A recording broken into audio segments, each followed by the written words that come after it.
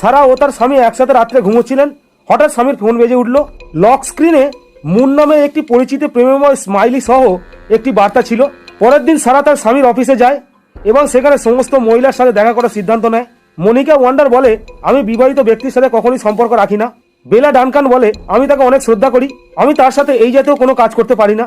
লেয়ারও বলে, আমি ইতিমধ্যেই একজনের সাথে নিযুক্ত রয়েছি, আপনার স্বামীর সাথে আমার কোনো সম্পর্ক নেই। এই তিনজনের মধ্যে একজন সারার স্বামীর সাথে সম্পর্ক আছে। আপনি কি অনুমান করতে পারেন যে কে সেই মহিলা?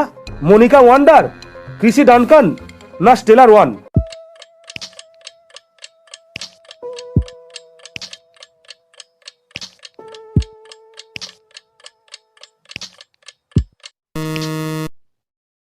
মনিকা ওয়ান্ডার আদ্য অক্ষরগুলি আপনি যদি ভালো করে লক্ষ্য করেন তাহলে দেখতে পাবেন যে এতে লেখা আছে মুন।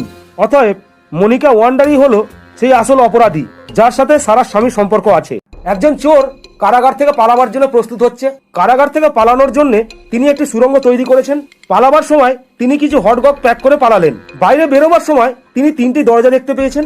প্রথম দরজার পিছনে একটি রক্ষী রয়েছে, তিনি চোরকে মারধর করে কারাগারে ফিরিয়ে নিয়ে যেতে পারেন।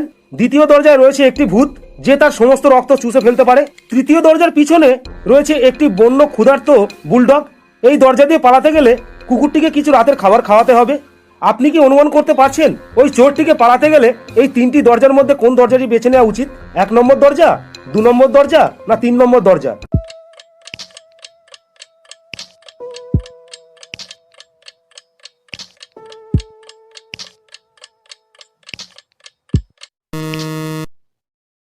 চোরটি পালাবার সময় কিছু হটডগ প্যাক করে নিয়েছিলেন। সেই হটডগগুলি এই কুকুরটিকে খাওয়াবে এবং খাইয়ে তাকে শান্ত করিয়ে এই 3 নম্বর দরজা দিয়ে পালাতে সক্ষম হবে।